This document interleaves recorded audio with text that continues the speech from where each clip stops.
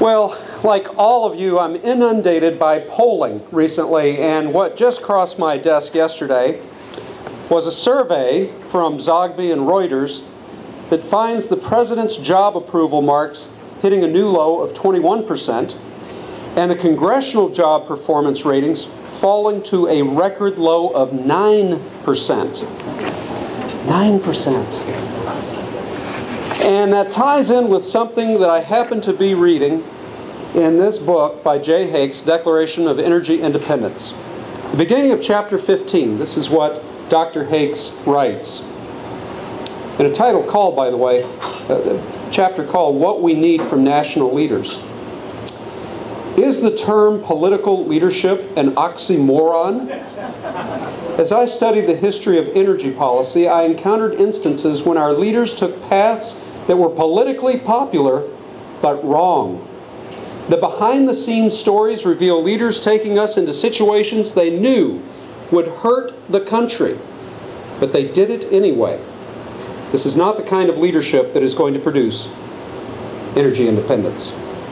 Well, the man who wrote those words knows what he's talking about. Let me go through his biography very briefly. Jay Hakes has served as the director of the Jimmy Carter Presidential Library and Museum since June of 2000. An alumnus of the Carter administration, Jay spent most of his time there as assistant to Secretary of Interior Andrus. Jay worked with Florida Governor, later Senator Bob Graham, where he held numerous positions, including director of the governor's energy office. And during most of the 1990s, Jay headed the highly regarded Energy Information Administration at the U.S. Department of Energy. And he speaks on contemporary energy issues and the modern presidency, a combination which I think is really dynamite in his speaking style. And with this book, A Declaration of Energy Independence, which just came out last July, by the way, he has really, I'd say, hit the market at the perfect time. His book comes out at the exact same time that gasoline at the pump spikes. And I should also point out that he's spoken to Congress in testimony numerous times. And on a more personal note, I want to point out that he has West Michigan roots. He lived in this area from 1954 to 1959. And during that time, I think he became one of the ping pong champions of West Michigan. He also has a friendship with Congressman Paul Henry that goes way, way back. They went to Wheaton together. They went to pursue their Ph.D.s in political science at Duke together. And also, on a very personal note, I have to say I first met Jay back in April of 2005 when I took a group of students from the Hauenstein Center down to Atlanta. And he very graciously gave us a tour of the Carter Museum, and he just had all the behind-the-scenes stories behind the objects. And you know, he's going to give you the behind-the-scenes scoop tonight. Please help me welcome Jay Hakes.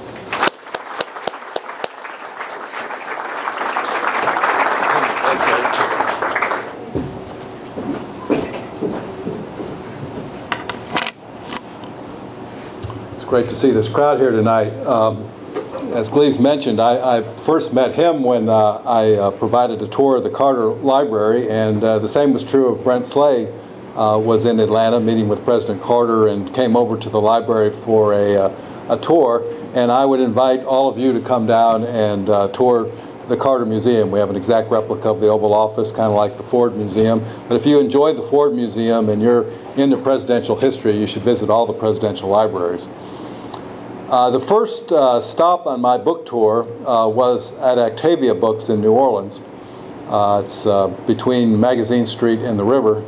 And the last stop on my book tour at a bookstore is going to be the Saturday after the presidential election at a independent bookstore in Bay St. Louis, Mississippi. I have some family connections both places. And I must say it's a pleasure to be at a great independent bookstore that has not been shut down by any hurricanes recently. Although when I lived in Grand Rapids, there was a mighty tornado that tore through the city, quite a major one. Now, as Leif's introduction suggested, I'm going to talk about two related things, the presidency and energy. And I think when we study about presidents, we can learn more about energy. And we study about energy, we learn more about presidents. But most of the books about presidents don't really deal with their energy policies. They're more interested in how they got along with their in-laws, or what kind of childhood did they have. All of these are great subjects. But how people provide for the future of the country by creating an energy infrastructure is something that ought to be evaluated for every president. And I'm not going to cover all of them, but I'll start with a president you might have heard of who had an energy policy. His name was Abraham Lincoln. Would anyone want to volunteer Lincoln's energy policies? Probably there's a few of you who know, but back in the 1850s, the King of Siam, who was King Mangut, who is actually the same person that's memorialized in the play Anna and the King of Siam, played by Yul Brynner, sent a letter to President Buchanan saying that he wanted to promote friendly relations with the United States, and therefore he was willing to send elephants to the United States that would allow us to grow animals that we could traverse across our country and have a transportation system.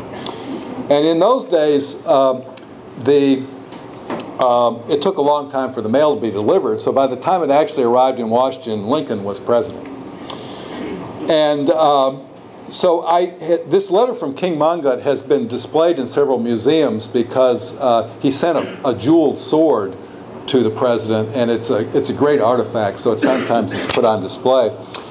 And working at the National Archives, I was curious, did Lincoln ever reply to this letter? And one of the nice things of working at the National Archives, I can get this stuff. So the late Milt Gustafson, who was a couple of years ago before he passed away, was the great diplomatic historian of the United States. And I said, Milt, could I get Lincoln's reply? And he says, yeah, I can find it. And so Lincoln writes back and says, Dear King, we have looked into this and concluded that elephants are unlikely to propagate in the American climate. And therefore, we've decided to stick with steam power, by which he meant the steam railroad and the steamboat, both of which at that time were powered by wood, which today we would call biomass if we want to be technical. So Lincoln had an energy policy, but who knew? But this is actually an important part of our national development. We do study in school the development of the steam engines, but we don't realize sometimes that this was part of a decision-making process. I'm just going to leap ahead a little bit to a few other presidents. President Eisenhower, for instance, we think, well, what does he have to do with energy today? Well, when he came into office, one of the big issues was the tidelands and whether we should drill in the tidelands and who should get the revenues. Well, what's tidelands? That's offshore drilling. So the dispute at the time was offshore drilling. Then he faced a decision in 1953 whether to support the American intervention with the British in Iran to restore the Shah of Iran to power. The decision was, do we intervene in Iran to change the government? Then, at the same time, he is trying to decide what to do about nuclear power. And Truman had started the nuclear submarines, on which program Jimmy Carter worked with Admiral Rickover. And it was called the Atoms for Peace program, and Eisenhower continued this emphasis, and they took the reactors from the nuclear submarines, and the first nuclear power plant to generate civilian electricity opened at Shippingport, Pennsylvania in 1957. Eisenhower made the decision to build the interstate highway system. And at the time, the federal gasoline tax was 2 cents a gallon, and they were going to have to raise it to 4 cents a gallon to build the interstate highway system. And one of the oil executives testified before Congress that if they raised the gasoline tax from 2 to 4 cents, that would just be too high, and people would probably quit driving. Well, he couldn't have been more wrong. The interstate highway system changed our style of life, and people could live further away, make longer trips.